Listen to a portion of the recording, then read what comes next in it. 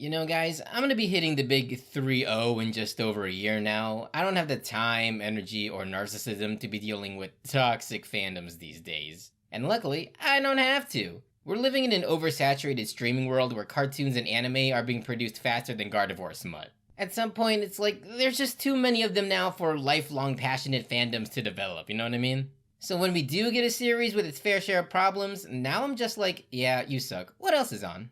Not to raise the boomer flag too high, but I miss the old days, man. I miss watching series week by week and watching your favorite characters tumble and fall and rise to the top for 6 seasons and a made-for-TV movie. If you were lucky, you struck gold with a series like Avatar: The Last Airbender. And if not, you get Star vs. the Forces of Evil. But that's fine, because even if a show was ultimately mid, cable television would space it out just enough to trick us into thinking it was better than it actually was. It lessened the pain, you know? Which doesn't quite work when you try to inject 8 episodes of hot garbage straight into your veins. And that's precisely why I picked up Steven Universe in the long-forgotten year of 2022.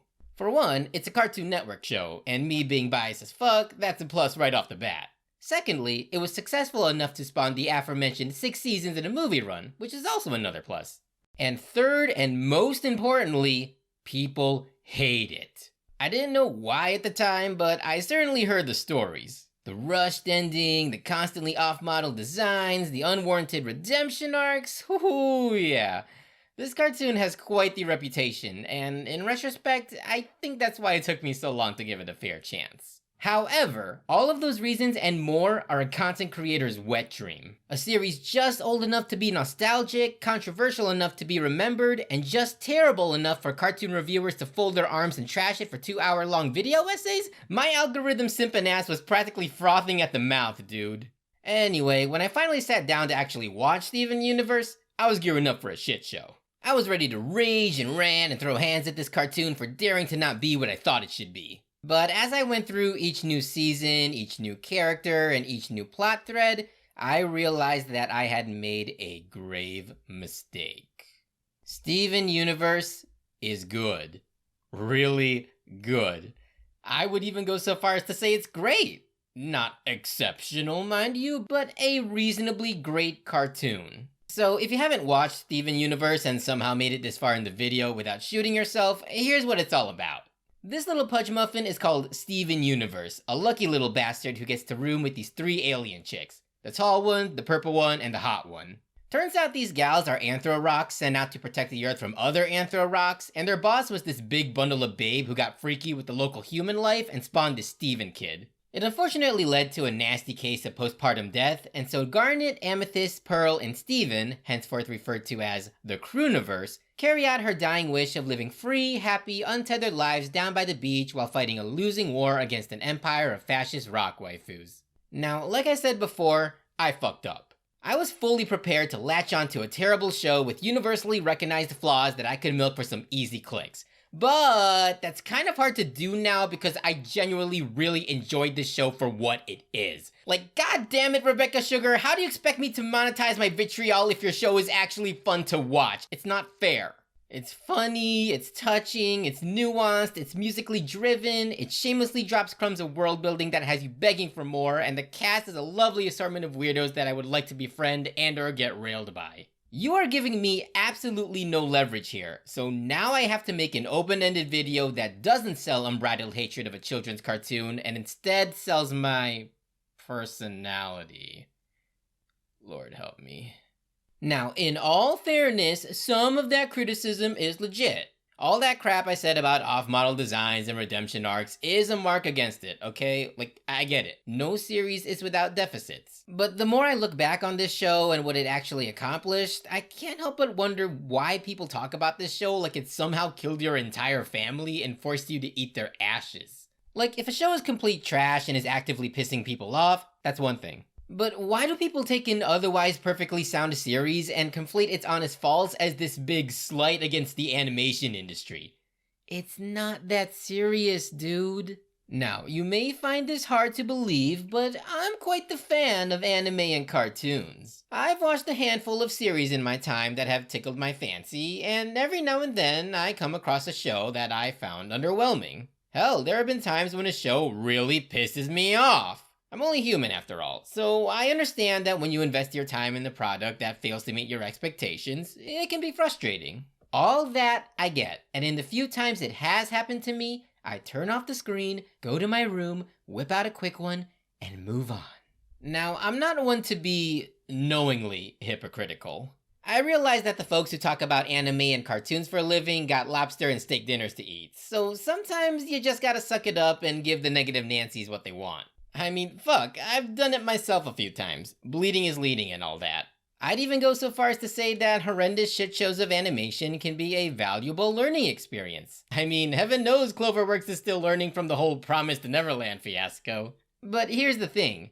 You can be critical of something without being a miserable loser.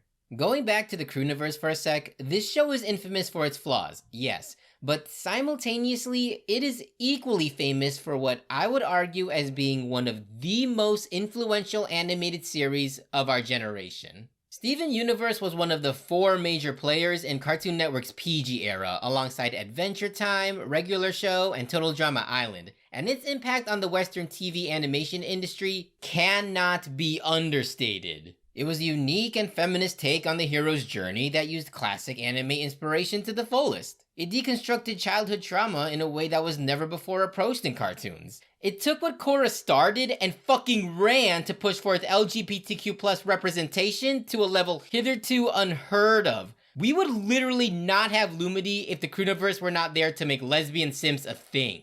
This show literally killed itself so its successors could flourish, and yet so many of y'all got your panties in a bunch just because it had a less than perfect ending. Like, dude, if you want to be a critic and point out what didn't work, be my guest. But if you willfully ignore a series' good areas in favor of exasperating its blemishes just to prove a point, that doesn't make you an intellectual. It just makes you an arrogant piece of shit who wants an echo chamber rather than a discussion. To give a more topical example, and to give myself a cheap excuse to have a more clickbaity thumbnail, just look at that Velma show. Now, I'm not a die-hard Scooby-Doo fan by any means, but, like, I've seen some of the shows and some of the movies, and I was like, why not? Maybe I'll be pleasantly surprised. 2 episodes in, and I was like, I'm not rocking with this, and I stopped watching. I was able to ascertain that writing and comedy-wise, it just wasn't my jam. But that said, I was able to look past that and be like, oh wow, the animation in this series is really fucking awesome! It uses the principles of anticipation and follow-through to great effect, especially in the monster scenes, and it actually has a very weighted and volumetric art style that you don't normally see in adult cartoons because the animation pipeline favors a flat and more uniform visual aesthetic. How cool! I realized that on a purely technical level, based on facts that, by definition, cannot be refuted, the animation itself was dope. Yet some folks still deride Velma for looking like shit without providing any sort of evidence to support such claims, and my passionate animation-loving ass immediately went!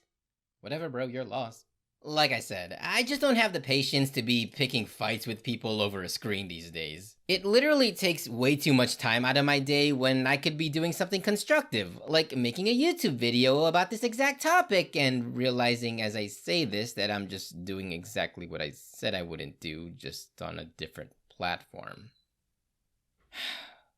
Whatever, no one's perfect. This isn't indicative of just cartoons, by the way. Anime, the MCU, whatever the hell is going on with Star Wars these days. Every single media entity is plagued by a toxic parasite known as stans, and to an extent, that is fine. Dedicating a healthy portion of your hobbies to picking apart your favorite series is a proven strategy for creating good stories. But if your full-time job is to make 20,000 video essays and Twitter threads about how this one cartoon was so utterly reprehensible that you're basically having hate sex with it, I have to ask, who are you doing this for? You really think the creator of your so-called favorite series is gonna come across a video of you spewing acid all over their passion project and they're just gonna be like, oh my gosh, they're right! The animators on my show really are lazy. Thanks for knowing my series better than I do, Mr. YouTuber.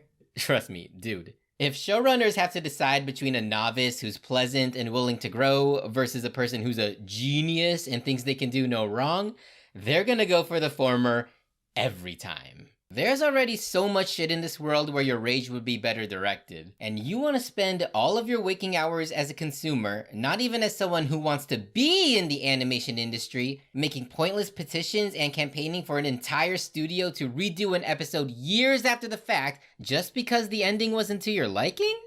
Bro, is that really the hill you want to die on? In the immortal words of Yakko Warner, please, please, please get a life foundation.